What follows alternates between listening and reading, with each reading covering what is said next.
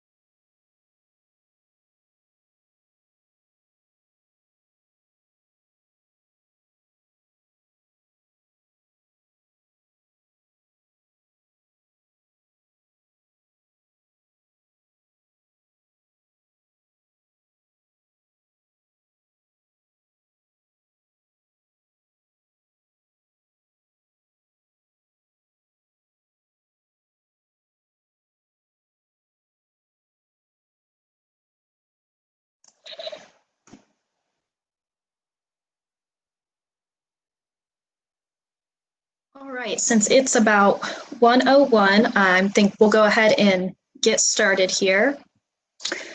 So good afternoon, everyone. I'm Holly Hall. Welcome to our first Transfer Talk Tuesday, which is going to be a series of bi-weekly professional development webinars offered by the Ohio Articulation and Transfer Network, designed to share information on transfer-related topics, and those will change with each session. And then just to kind of lay out a few ground rules, you can probably see up on your screen. For now, if everyone could please keep yourself muted, and other than the few of us presenting, if everyone else could keep their video turned off, we just want to make sure we preserve the bandwidth and make sure everyone can hopefully hear and see everything clearly. So what we're going to do, we are recording this presentation so everyone knows, and we will post it to our website later for those who were not able to make it during this live presentation. And we are going to start off with about 15 to 20 minutes of more presentation, some formal material from me and some colleagues. And then after that, we will open it up to all the attendees if you have any questions or anything you would like to throw into the discussion. And you'll be able to do that either through the chat box or at that time, you can unmute yourself. So as I said, today is our very first Transfer Talk Tuesday, and it's called Back to Basics. So it's kind of a good crash course for those of you who are new to credit transfer in Ohio, or it can be a good refresher for those of you who are more seasoned transfer professionals, but kind of want to brush up on some of the basics. And today I am joined by fellow Ohio Articulation and Transfer staff members, Nikki Worley and Jared Shank. And they're going to answer some questions I have for them that will provide a simple overview of the OATN and its initiatives. And we actually have a document here. So on this slide, you'll see a kind of an overview of a lot of our initiatives. And this is actually also available as a PDF. I think here in the chat box in a second, you should be able to see a link to this document on the website because I'm not going to be showing it the whole time, but if you want to refer back to it, you can see that in the chat box now. Zoe posted that, thank you. And so without further ado, I'm going to call on Jared and Nikki. So thank you both for being here today to share about the OATN and some of its initiatives. Thank you. Good to be here. Yes, thanks, Holly. So I imagine, also, wait, I forgot, as I'm a reporter here today for Transfer Talk Tuesday, I have my handy dandy microphone. So Nikki and Jared, yeah, thanks for joining me. So I imagine if I were new to the world of credit transfer in Ohio, maybe I came maybe I'm a new professional, recently graduated working in the field, came from out of state, so I'm not familiar with Ohio policies, or maybe I was working at a private college or university, so some of the state policies haven't always been as applicable to me. So Nikki, could you just maybe, in case I have no idea what the Ohio Articulation and Transfer Network even does, just give me a brief overview of what the general purpose even is? Yeah, sure, Holly. Really, just to put it pretty simply for everyone, the OATN's purpose is to help students transfer effectively between Ohio's public post-secondary institutions. So this is accomplished through a variety of different initiatives that we all work on, and together they build a guaranteed credit system for transfer that's continually growing and improving. Okay, thank you. So that must take a lot of cooperation from all those different institutions involved in this transfer network across Ohio. So that kind of makes me wonder, and Jared, I think you have a good answer for this. How did the OATN even get started? So the Ohio Articulation and Transfer Network largely started really in about the 2009 timeframe. So the work was going on before then, obviously, and was being successful. Around that timeframe is obviously when there was a lot of the kind of recession downturns, a lot of cuts in budgets. There was discussion amongst the institutions as well as the Department of Higher Ed at that point in time of what would happen if the General Assembly cut money, out of ODHE's budget and especially out of the transfer area. How would we survive? So it was decided at that point in time to create the Articulation and Transfer Network as a collaborative, a consortium within the Department of Higher Education. The idea behind that was if everything maintains and stays the same, nobody sees any difference. We would be working, maintaining all the initiatives and whatnot. However, if the General Assembly or the powers that be wanted to all of a sudden say, hey, you need to cut your budget by X millions of dollars or whatever the case may be, to the point where we had no budget for staff or to maintain these initiatives, the consortium would then allow us to basically charge like a membership fee to the institution so that we could keep the transfer work alive. Obviously, we've never had to do that. We've maintained a pretty good, fiscal setting with everything, and I think we're still on par to do that. but it just sort of gives you a little bit of background of the mentality behind why that was created the way it was. So it's always, we often refer to ourselves as OATN employees within ODHE. So we're sort of like this transfer area within it. And that pretty much covers a background of, why they did it to keep transfer going in the state. Okay, thanks, Jared. That makes a lot of sense. And I know you kind of even clued me into a few things I didn't exactly know all the details of. So since we're kind of talking history, Nikki, could you tell everyone about what one of the earliest transfer initiatives in Ohio was? Yeah, Holly, that would be the Ohio Transfer Module. Usually we just refer to this as the OTM. It's 30 years old this year, so it has been around a while. The OTM really, it represents part of or all of an institution's general education requirements. So students that take these courses then are guaranteed to have them transfer and apply to their OTM requirements at other public colleges and universities. Okay, that sounds like a pretty important first step, getting that common general education going. So what were some of the next steps then to continue to further help transfer students in Ohio? Yeah, well, the OTM served as the foundation for, all of the work that would come after it, all the transfer initiatives that we now work on. And we use some of the basics of that to help us with all of our other work. All of our initiatives here in the OATN are always faculty driven and student focused, and they build on each other as part of our statewide system of transfer. The transfer initiatives are really important because they allow students to easily transfer their credit for early major courses through tags, with the career technical learning with C-tags, and then M-tags, which allows them to use their military experience. And also, most recently, the OGTP, which allows students to transfer and transition from an associate's degree to a bachelor's degree. Thanks, Nikki. So Jared, can you now tell me, so Nikki mentioned tags, as early major courses, and that kind of being the next step. So could you tell us a little bit about what the tags are and why they're important? Who should know about these? Certainly. So again, based on the success of the transfer module with the general education courses transferring, institutions and faculty started wondering, could we do that for major courses? So the focus became entry-level major courses. We chose to name those Transfer Assurance Guides, which we commonly call TAGs. For those of you, especially if you're out of state or new to Ohio, you might be aware we do not have a common numbering system with our courses across our schools. However, since the OATN exists, we sort of handle that in a little bit different way. So we create something that's called a articulation and transfer number that we can assign to a course at the state level. So what happens is if there's demand around the state to say create a new tag course in just entry to chemistry 101, whatever the first general chemistry course is that transfers, we would create an articulation number. We would then ask the institutions to nominate faculty members. So we have representation from 2-year and 4-year faculty members. They would come together, write learning outcomes for that entry chemistry course. Those outcomes would then be shared across our institutions for endorsement.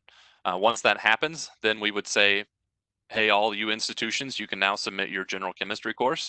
That faculty panel, made up again of those 2-year and 4-year faculty members, would look at all those courses and say, all right, this looks like it meets all the outcomes we had met. We're going to approve this to have that articulation and transfer number assigned to it.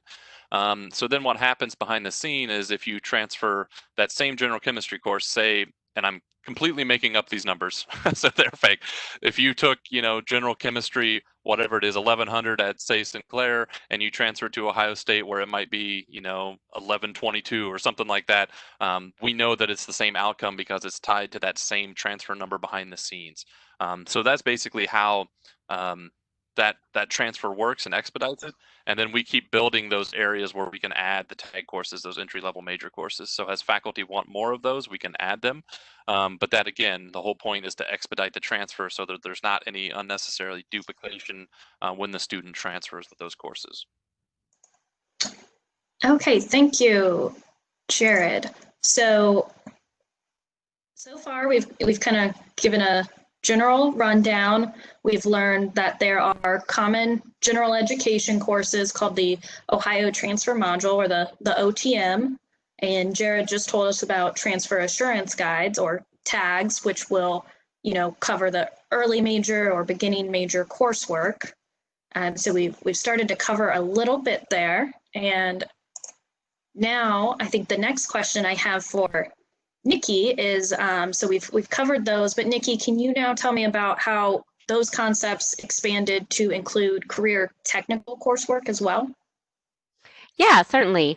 So similar to tags, C-tags were a way to continue expanding on initiatives and develop more transfer opportunities for students in Ohio.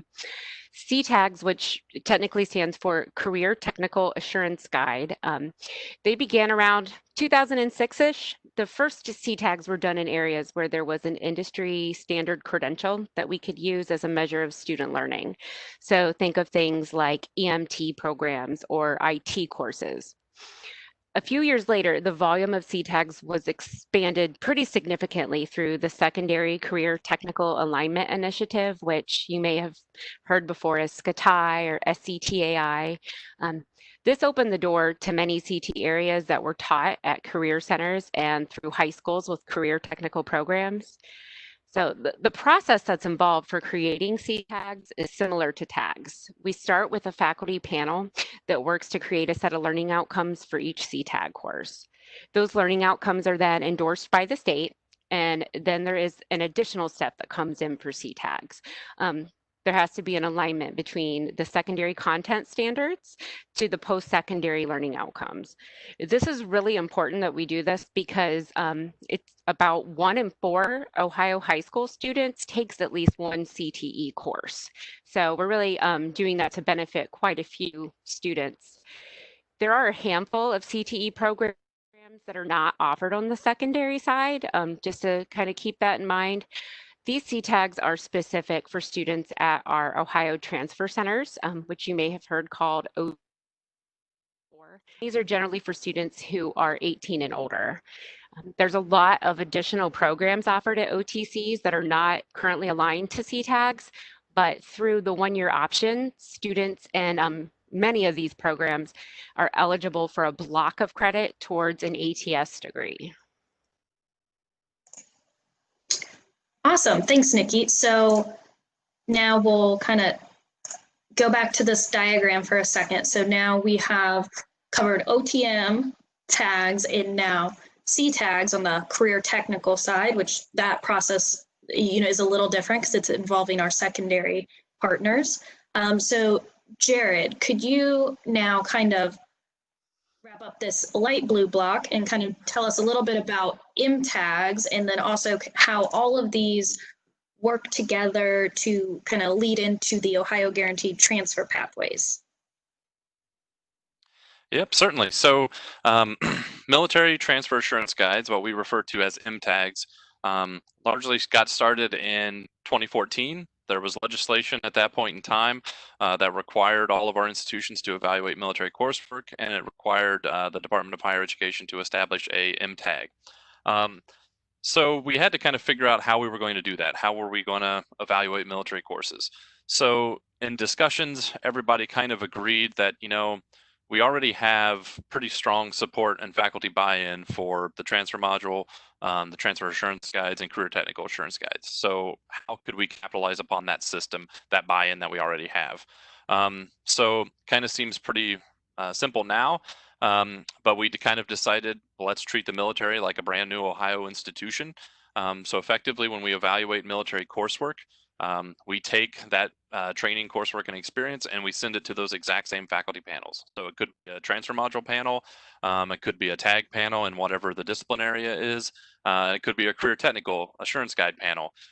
We send them that coursework just like we would from Sinclair, Wright State, wherever the institution is, and that faculty panel makes that decision. So that decision obviously never comes out of the Department of Higher Ed. If they then determine that that military course is equivalent, it gets assigned that same articulation and transfer number that I mentioned when I was talking about tags. So that service member can then know, if I have this particular training, I've got that number attached to it, I can transfer to every institution that's, every public institution in the state, and they know exactly what credit they're getting when they transfer. There are some other things that go on behind the scenes in the world of MTAGs, but there will be another session in the future for everything military, so I'll talk about that a little bit more in depth at that point in time. But Holly mentioned, how does this fit in the guaranteed transfer pathways? I would say all of these initiatives build to help create what we call the guaranteed transfer pathways. So what we often refer to as the OGTPs for all the newer folks, that stands for Ohio Guaranteed Transfer Pathways. That is most commonly what people hear or refer to as 2+2 types of agreements, but they're not always exactly that, depending on the major. But what happened is we had to figure out how to fit associate degrees into baccalaureate degrees. Obviously, if you're doing that from scratch, that's a yeoman's effort. However, with things like the transfer module, that's already a subset or an entire block of an institution's general education, that really gives you that whole block to already just incorporate into the guaranteed transfer pathways.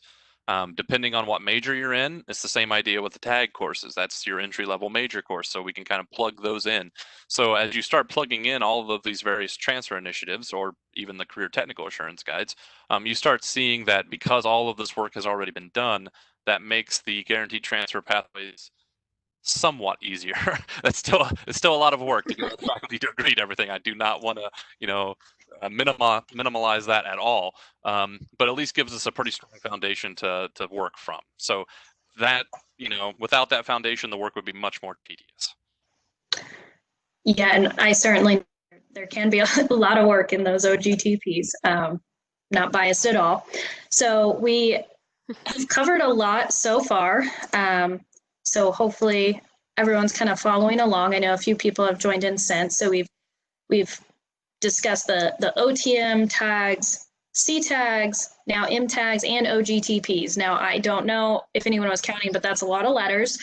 So hopefully those who are new to this have kind of heard these all the way talked out. So instead of just OGTP, we'll tell you Ohio Guaranteed Transfer Pathways, because those of us who work with this stuff every day, it gets easy to just revert to the acronyms and not realize that not everyone knows what you're talking about. So Jared, I think I see a few other initiatives up here on this diagram at least. Would you like to give everyone just a quick overview of some of those remaining initiatives?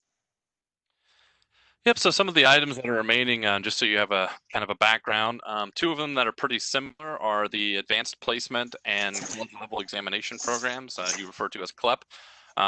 We have policies in place around the state to handle that credit as well. For AP exams, a score of 3 or better across Ohio gets you certain courses. Similar to the tag process, faculty panels and faculty members were again involved with the evaluation and looking at those exams to designate courses that would transfer if they received an appropriate level score. We also have an initiative that was on there, Credit When It's Due. That's a reverse transfer initiative. I won't go into a lot of details on that, but pretty cut and dry. If you meet a certain threshold, you can basically reverse transfer back and get your associate degree completed. We have one on there called Apprenticeship Pathways.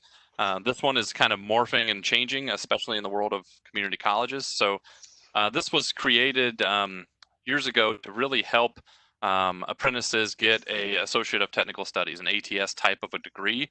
And what happened was a lot of community colleges were partnering with apprenticeship programs, and the apprenticeship program was really offering more than half of the degree effectively.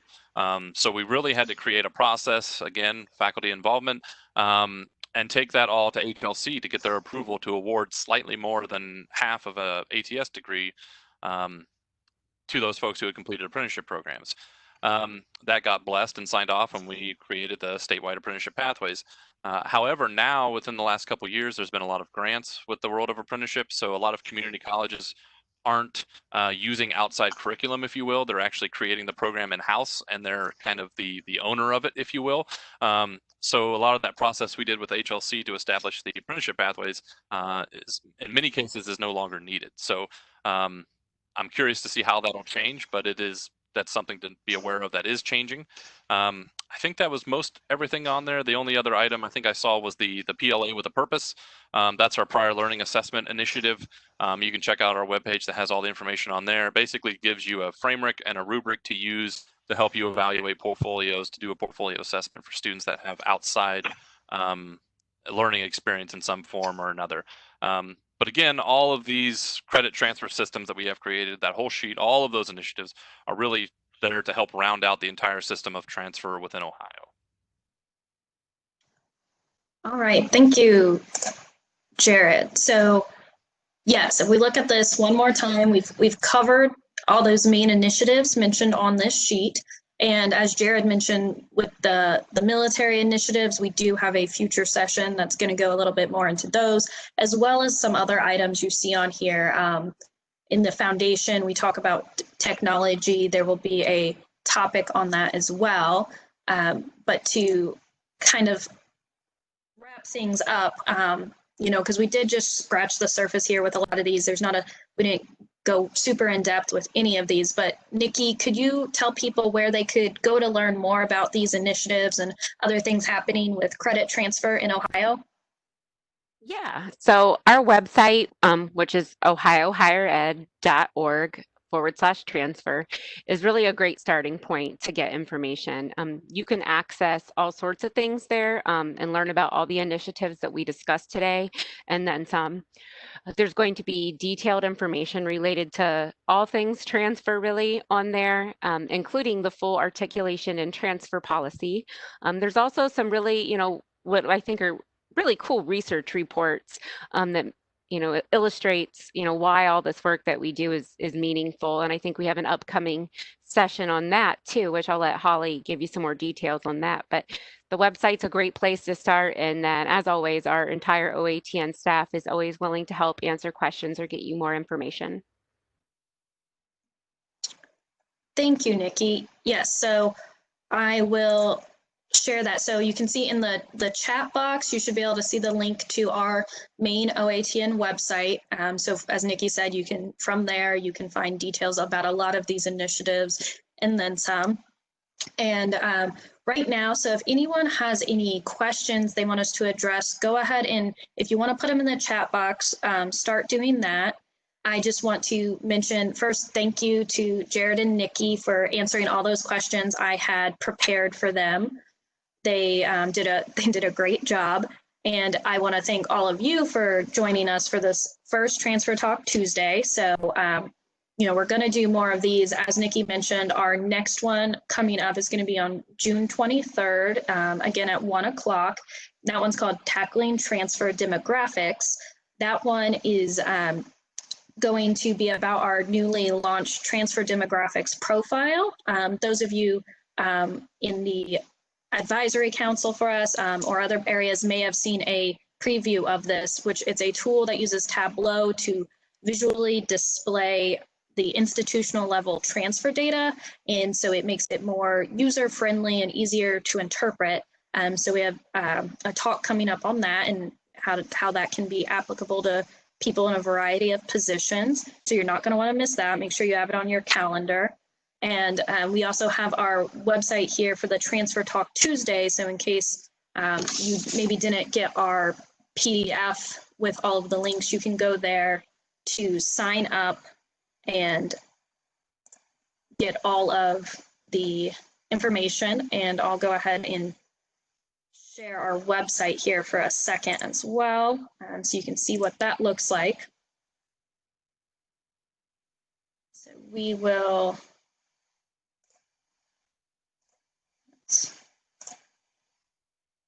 sure that. All right, Nikki, can you see the website up? Yes, I can. Yep, the Transfer Talk Tuesday page. Great. Let me tell you, it's hard to master all of these different screen sharing things and having multiple screens. So on here, you'll be able to find, so this session, we had the Back to Basics, a link to the initiatives overview that I showed you. We'll put descriptions for the upcoming sessions and any information you might find useful to link there. And this is also where there's a form to sign up for anything coming up, so you can keep up to date on everything there. And let's see. So at this time, yeah, feel free, if you have any questions, you can put them in the chat box. You can also go ahead now. We're done with our formal part of the presentation. And then I do want to mention also in the chat box, there will be one more link, and it's a link to a survey about this presentation, and it'll be about our transfer talks in general. So you'll see a SurveyMonkey link there. If you click that, you can let us know what you thought of this presentation. And also if you have any ideas or requests for future topics. So on our website that I showed you, we have 5 more sessions planned right now. But if we get good feedback to this, or people have, we have a lot of interest in a certain topic that we don't have scheduled right now, we'd be happy to put something together for you all. So that link is there. So let's see, we have a couple questions. First one about apprenticeship pathways. So Jared, this will probably be for you. Does that apply to workers who have been in the industry? Is it basically a way to assign equivalency of industry experience to college credit? I think I've make sure. Okay, I'm not muted. I think I understand the question, but right now, just so you know, the statewide apprenticeship pathways apply to, we have them for sheet metal workers, we have them for the IBEW, the electrical program, for carpenters, and then as well as plumbers and pipe fitters.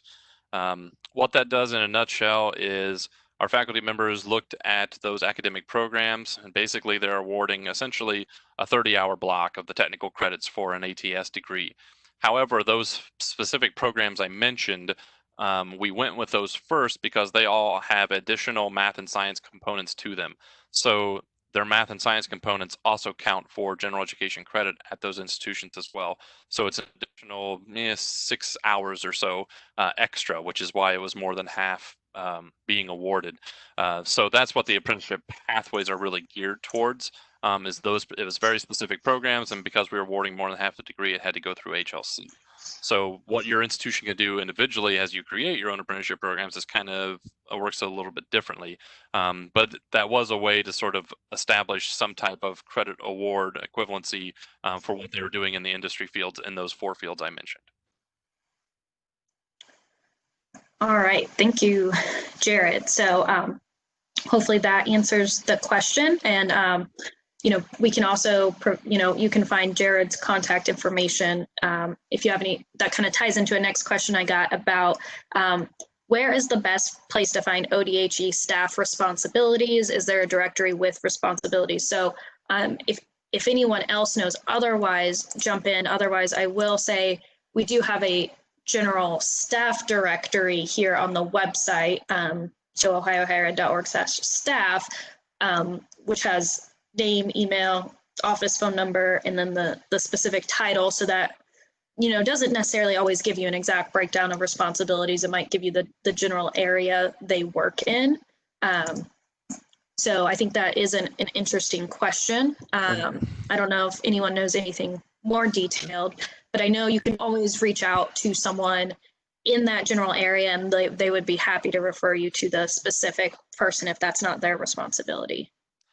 I'd also say we did get a question, are those apprenticeship programs listed on our website? Yes. So under our transfer page, off to the right side, there should be an area that says apprenticeship or apprenticeship pathways, and it'll have a link to those and whatnot. I did see, jumping in, Holly, there was a question about 300 level courses and 200 level courses. So this was something I was actually going to mention, that especially if you're new or you're in academic advising, our regulation and transfer policy manual has a just massive amount of information to cover all of these types of issues. We could have sessions going into details about all of these areas. So there's things in there for how to transfer D grades, or there's a specific section in there about how to handle courses that aren't the same level when they transfer. To really simplify, you're essentially supposed to be helping the student out when they transfer, but you're also intending to treat them as a native student. So if it's an equivalency course, especially in the cases when it might be a tag course, the course is supposed to be treated at the level of that receiving institution. So even if it's a 200 level course and it goes to an institution where it's a 300 level, because those learning outcomes have been aligned, it's supposed to be treated that same way. Now, I will also say, if that's not happening, you need to let us know. If an institution is, strongly advocating that that is not the case, then we need to find out about it so that we can talk with them and figure out what's going on. So also, with everybody on here, never be afraid to contact us and say, I don't think X, Y, and Z is working the way it's supposed to. Can you give me some more information about it? That is exactly what we're here to do.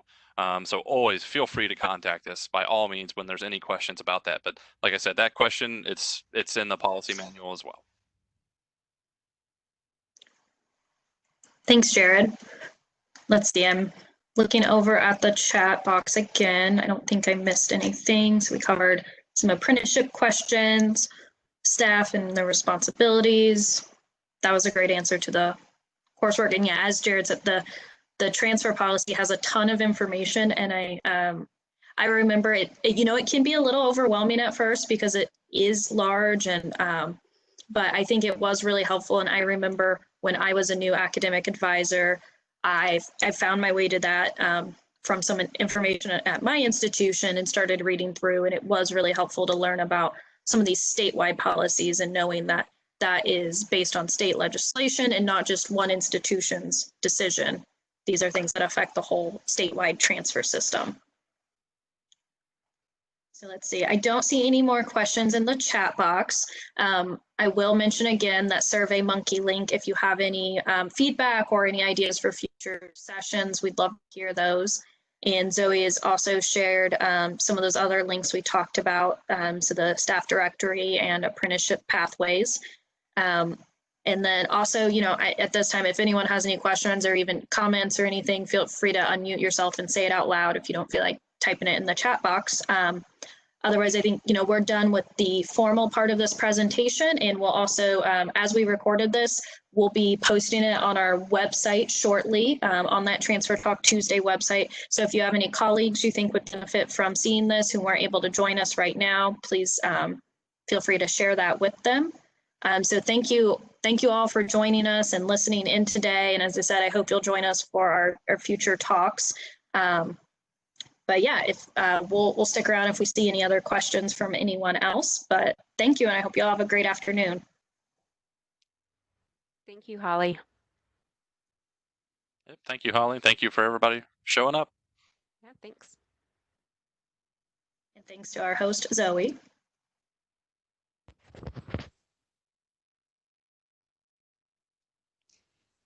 Holly, I got a question for you. How long after a student takes either a CTAG or an OTM course will that OTM or CTAG arrangement be honored at another institution? Is there a statute, a time limit? Will it be honored 10 years later, for example, or? So I think Nikki, I don't know if you want to address the CTAG part, or I also don't know if Jesse might still be on here. Anyone else wants to answer first? I can go ahead and tackle the CTAG part. Okay. So CTAGs are good for 3 years when that student initially transfers them from the secondary high school or career technical center to post-secondary. So from the time that student finishes high school or graduates, they have 3 years to take advantage of transferring that credit. And I do not know the answer to the OTM question. That's a great one. And yeah, like you said, Holly, if Jesse's still on, feel free to jump in, or Jared, if Michelle. you're familiar. Yeah, I would say, and by all means, they can tell me I'm wrong, but I think I know that is the transfer module should be, once that course is approved, you can always look on our list and see like the approval window for that course. So whatever the course is, say it's your English composition, I'm just throwing that out there. You can look up an institution and see that English composition course was approved, effective spring term 2012, and it goes through whatever until they change the course. So in term of, maybe 2020. So during that window, that particular course had their guarantee attached to it. It should always transfer and really apply in that same manner. When you have a transfer module course, it's from different areas, so it could be natural sciences, arts, humanities, things like that. You typically want to apply that course and use it in one of the areas where you that area where you need that course. So if it's an arts and humanities course, they need arts and humanities credit, you would plug it in there. There's typically not an expiration. Now, the only asterisk or issue that I would know of might be in certain programs, maybe computer science or nursing type areas where the internal departments might have some type of a policy in place where it says you need to have this certain course. I don't know what that would be, again, making it up, calculus or something, and it has to be within the last 5 years or something like that. That would be the only instance where they should still transfer and utilize the credit, but you might still have to take an additional course depending on a very specific program. Most programs don't do that, but some of them, in tech areas or health areas might have a restriction on them.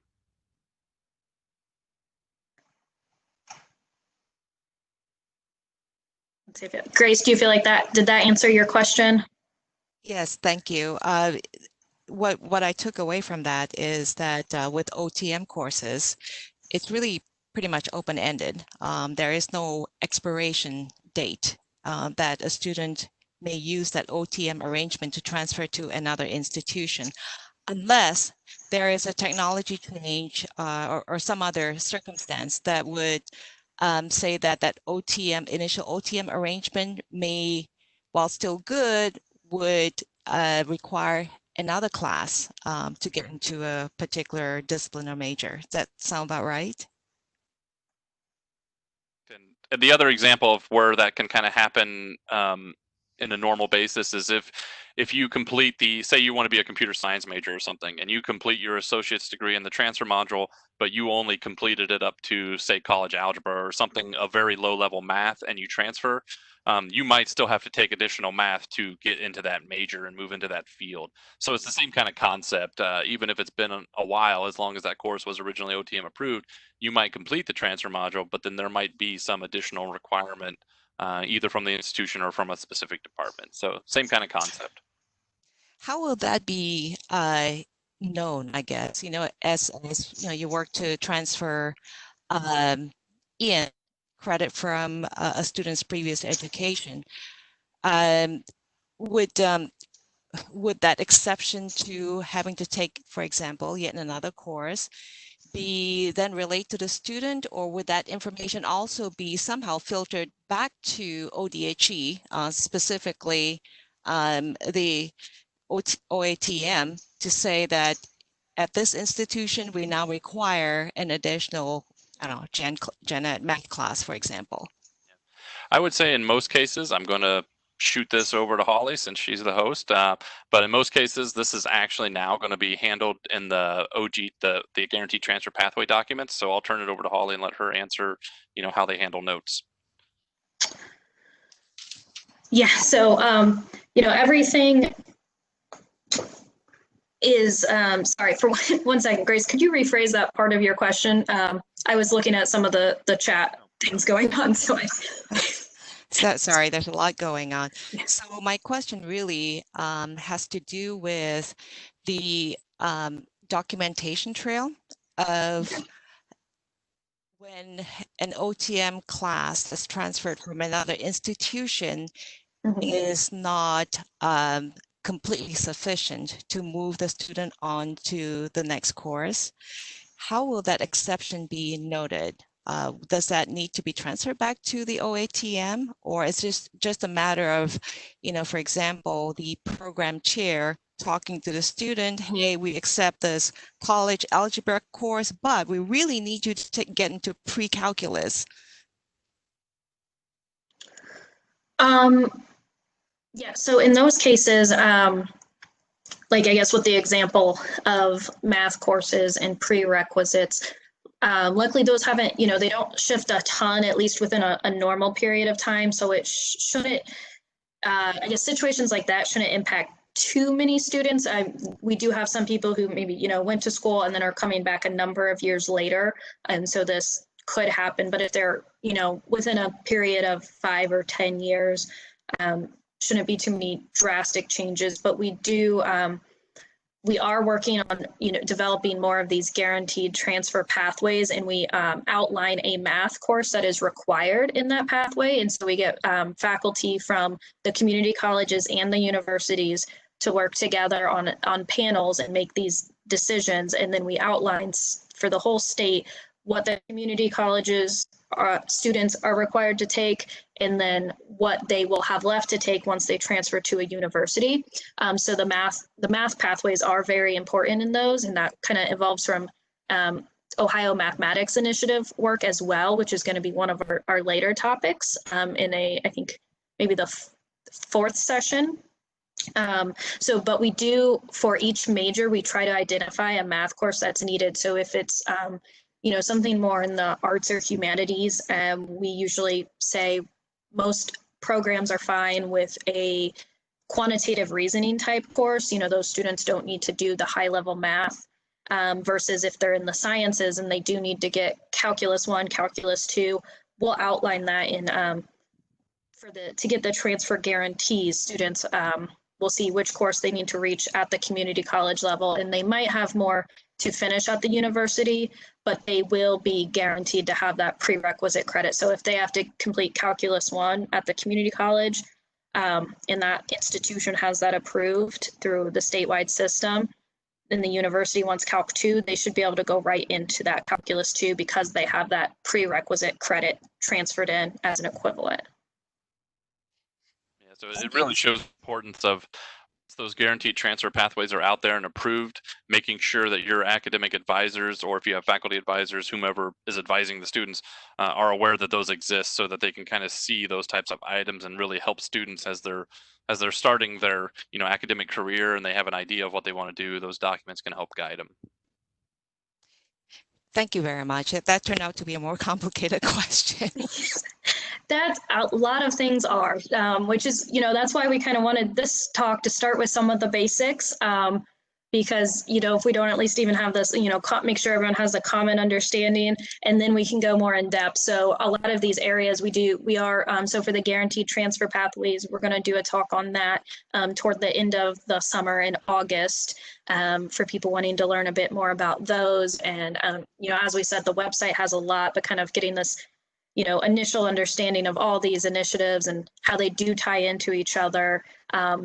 And yet there are sometimes specific scenarios. And as Jared mentioned earlier, like if there's a situation where you think the policy isn't being followed and honored at a receiving institution or something, to make sure you let us know and we can help and make sure it's all being.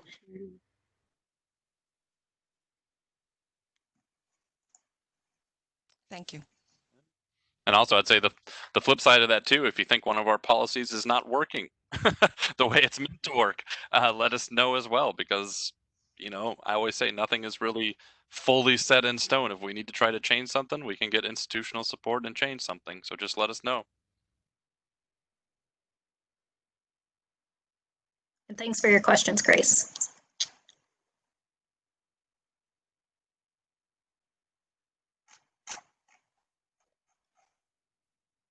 Thank you for having this talk or seminar, by the way. This is so useful and helpful. Good, great. We kind of threw it out there. So, as long as it was helpful for at least one person, that makes it totally worth it. I know. It's complicated. And you have, I don't know, what institution are you with, Grace? I'm with Cincinnati State College. Okay. Well, each institution, you should have a tag coordinator, transfer module coordinator type individual there who's handling a lot of these issues. So, every school has some of those folks as well. It's just good to kind of start that relationship, figure out who they are and how you can help them. I always say it's nice to have, other people outside of the world of transfer helping to know what all of these initiatives are, because even though if you're in transfer, you understand it, that's great. I feel like the admissions folks and that the other academic departments and stuff, they need to know what's going on too, because, for example, Nikki highlighted the career technical assurance guys. I always tell her to really talk about how, she mentioned 25% of high school students are taking that course. So if your institution, if you're at a 4-year institution and you're kind of saying, we're not really that interested in career tech, That's 25% of incoming freshmen that you're kind of just throwing to the Right. breeze. So you really need to kind of be aware, hey, if we don't have courses matched to some of those things, we're not always going to be that effective on transfer. And same kind of thing with your tag courses and your OTM. You got to keep your faculty, matching those courses and sending them into the system to make this be an effective transfer system. That's what makes it work so well. Same thing with the military courses. Once you have more of your courses matched to the MTAGs, that could effectively be a recruiting or outreach tool for military to say, if you have this training XYZ, come to our institution and we have, you get a semester of credit in whatever the program is or something like that. So yeah, there's a lot of people outside of the world of transfer who need to be kind of at least a little bit aware of how all of these things work together and build, because that really shows you the strength of how you can transfer in Ohio. That would be me. We do have folks at the college who are much more well-versed than I am. I'm just trying to get myself educated. Oh, good. Thank you. Thank you for being on the call. Yeah, that's great. Yeah, we mentioned like things like College Credit Plus tie into these as well. So other ODHE areas, but yeah, like that ties into recruiting and enrollment concerns or goals. So it all kind of works together. And yeah, definitely the more people know, even if it's just knowing a little bit, and then, people who didn't know it exists, now if they know it exists, they know they can reach out to someone to learn more or tell students about it. So I would completely echo what both you, Holly, and Jared said. I know in terms of CTAG students, working and reaching out to the career centers in your area can be a great recruiting tool.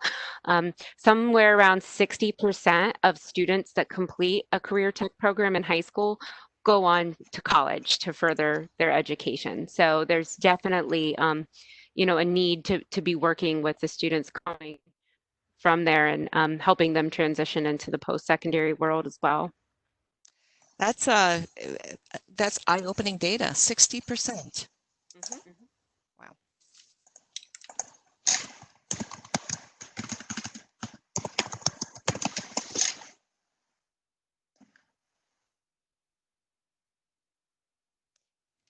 All right, last call for questions. I feel like I should play like a song. Yes. A lot of them have hopped off the call, but it is last call. Don't be afraid. If there's anything you wanted to ask, now's the time. It's like the restaurant industry, right? Last call. That's what I was. Closing time. Maybe that's what you should play. Closing time. Thank you so much. I head. appreciate it. You're welcome, Grace. Are you on that staff, I guess, directory, the web link that you shared? Yes, all of us are on there. So you can find us. It's just alphabetical order by last name. Awesome. Okay. And I Well, will say, it's great to meet you, even if it's virtually. So Thank you. Yeah, thanks for coming. oh, pleasure is mine. Thank you for taking the time. Seriously. all right. Well, I hope everyone will join us for some future sessions. And I think if that's it, Zoe, I think we can probably go ahead and in the meeting, save this recording, and whatever magic we need to do to make that happen. I see some chats. So yeah, thanks everyone for joining us. We're hope you enjoyed this, learned something, or have something useful to pass on to some others. I know I'm so bad at multitasking, trying to